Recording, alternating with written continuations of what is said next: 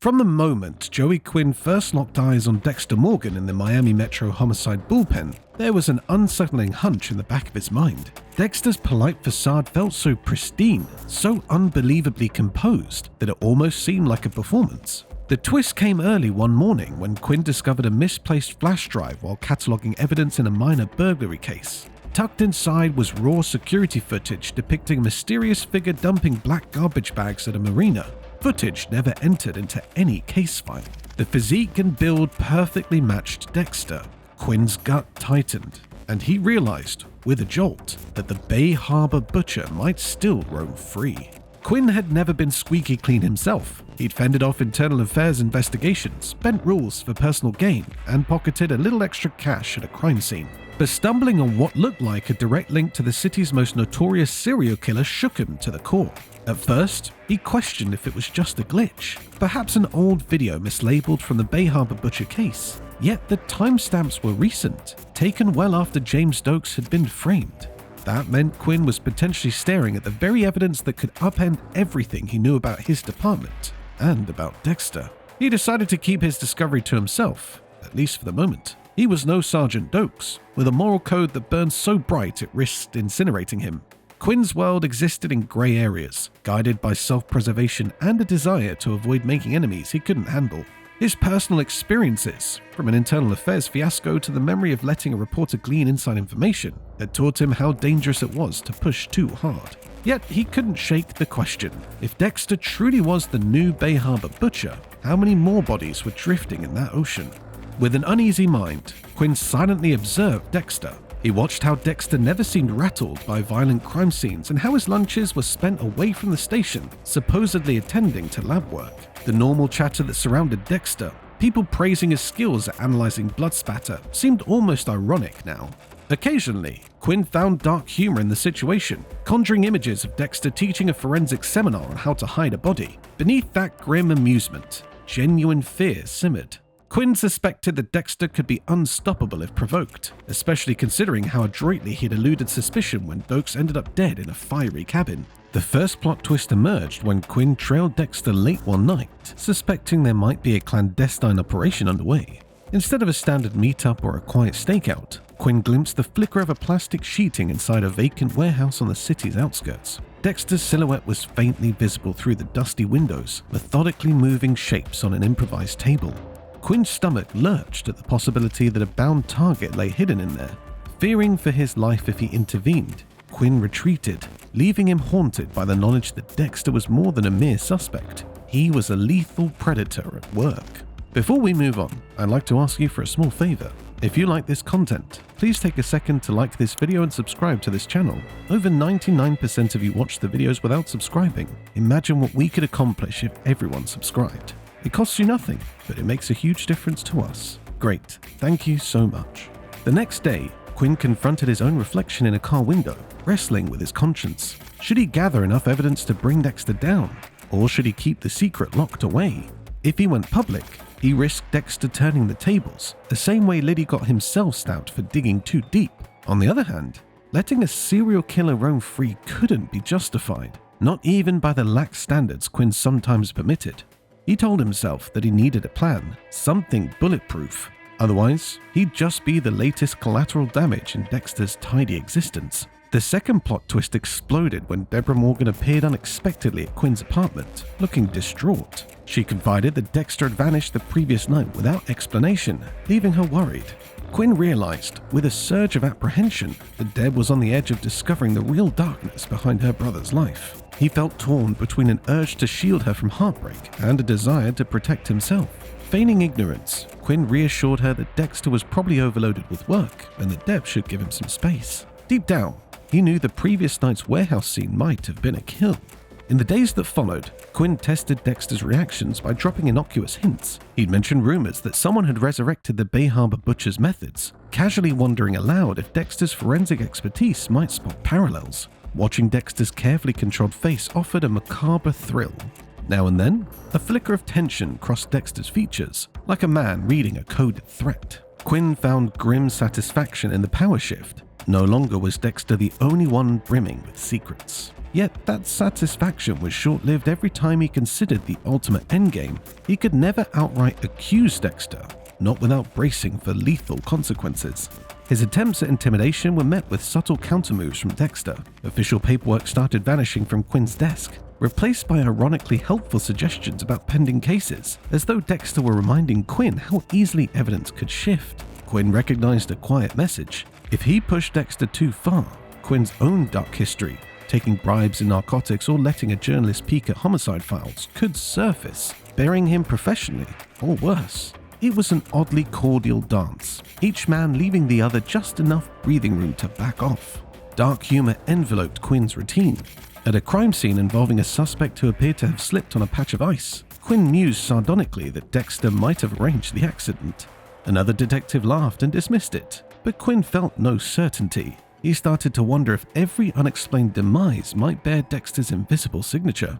This suspicion grew especially disturbing around major cases where Quinn couldn't find any leads. His mind spun conspiracy theories linking Dexter to everything from local drug dealers disappearing to suspicious suicides. Over time, that cynicism became a shield, a jaded acceptance that maybe the line between murder and vigilante justice was blurrier than he'd ever realized. Quinn discovered that Stan Liddy's archive notes, once believed destroyed, had been stashed in an old evidence lockup. Inside were references to phone taps, boat registrations, and surreptitious photographs capturing Dexter tossing black bags into the ocean. Quinn's hand shook as he leafed through the pictures. It was all there. Liddy's evidence, presumed lost after Liddy's suspicious death. Realizing that these documents could topple Dexter instantly, Quinn felt a wave of adrenaline. He had stumbled upon the kind of proof that might grant him unstoppable leverage, but also sign his death warrant. Distraught, Quinn paced his living room, flipping channels mindlessly, trying to decide his next move. The swirl of danger crystallized in his mind. If he uses the notes to turn Dexter in, Deborah would be devastated. She'd lose her brother, her entire sense of family would collapse, and Quinn might become the new target of any ripple effect. Alternatively, if he destroyed the notes, he'd forever shield a serial killer. Torn by guilt, he burned the edges of one photograph, only to extinguish the flames seconds later. This moment of indecision marked the personal tipping point. Quinn realized there was no easy way out. Strangely, a bizarre camaraderie formed between him and Dexter. They maintained a facade around the station that almost resembled a bromance.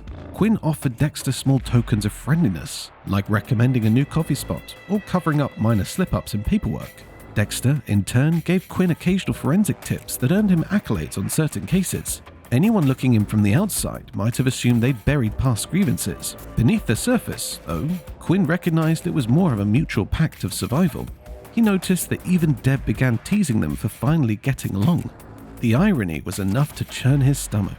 Inevitably, Deb's own suspicions sprouted. She noticed how Quinn would jump whenever Dexter was around, as if anticipating a confrontation. Curious, she pressed Quinn about what he knew.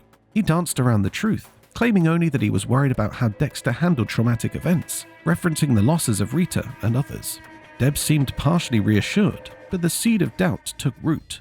Quinn wrestled with a perverse urge to confide in her. She deserved honesty about the man she loved as a brother, and about the man she was dating, who was hiding a harrowing secret. But love and fear kept him silent. Another flash of dark humor came to Quinn when he considered how fate brought them all together. Had Dexter decided to become an accountant or an IT guy, Quinn's life might be simpler, maybe even happier. Instead, Quinn found himself serving next to a man who dissected criminals in plastic-wrapped kill rooms. A small part of Quinn almost admired the ruthlessness. He recognized that some of the worst people in Miami seemed to vanish before they could harm others. Perhaps in some twisted cosmic sense, Dexter was the city's grim vigilante. That perspective, however, only fueled his guilt. He was a detective who tolerated a monster. The tension built to an unbearable point when Dexter launched a private investigation into a spree killer known for terrorizing local neighborhoods. Quinn recognized that Dexter's late-night errands were likely him stalking the culprit to put the finishing touches on a kill plan. Uncertain of whether to intervene, Quinn tailed Dexter to a remote dock behind a rundown fish cannery. He watched from a distance as Dexter prepared what looked like a methodical ambush. In a surge of conscience, Quinn almost stepped in. Yet fear and the memory of Liddy's demise rooted him to the spot. He stood paralyzed, hearing muffled noises that hinted someone's violent end.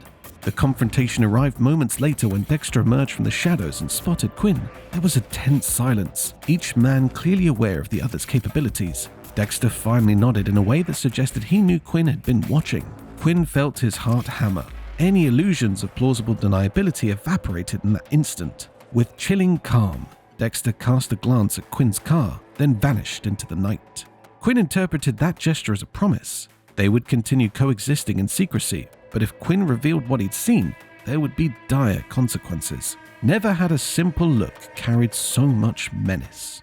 In the days after, Quinn feigned normalcy. He bantered with Masuka about forensics, chatted with Batista about weekend plans, and even accepted Deb's invitation to a casual dinner with Dexter. The meal was painfully surreal. Dexter served takeout, and Deb marveled that it might be the first time Quinn and Dexter were in the same room without tension. Quinn forced a grin, all the while recalling the earlier dock scene. He realized that fear alone no longer explained his silence. He also felt a twisted protectiveness for Deb, not wanting her illusions shattered. He couldn't tell if that made him noble or complicit. Unexpectedly, Quinn learned that a cold case mother, whose son had vanished years ago, was set on exposing the Bay Harbor butcher as still active. She had pictures of a man dumping bags at sea that bore an uncanny resemblance to Dexter. Eager for revenge, she threatened to blow the story wide open. Quinn acted on instinct and alerted Dexter through a cryptic note, hinting that external parties were circling. That night, the mother disappeared from her motel room under suspicious circumstances. The next morning, Quinn stared blankly at a missing persons report, aware that Dexter had likely intervened. He felt both revulsion and relief. The bizarre, twisted arrangement between him and Dexter had escalated to a new low. In the aftermath, Quinn found himself standing by Deborah's desk, heart pounding with remorse. He gazed at her, recalling every warm moment they'd shared and every glance she'd cast that demanded honesty. He felt the crushing weight of having facilitated Dexter's deadly spree. Right then, he wondered if it was time to break the silence and confess everything to her about the flash drive, the warehouse, Liddy's leftover files, and the ominous code of hush that he and Dexter had forged. The question loomed in his mind. Could he truly love Deb without giving her the truth she deserved? With the entire station bustling in the background, Quinn braced himself and weighed his final choice. Should he destroy Dexter's secrets forever or bring them out into the open, no matter the cost?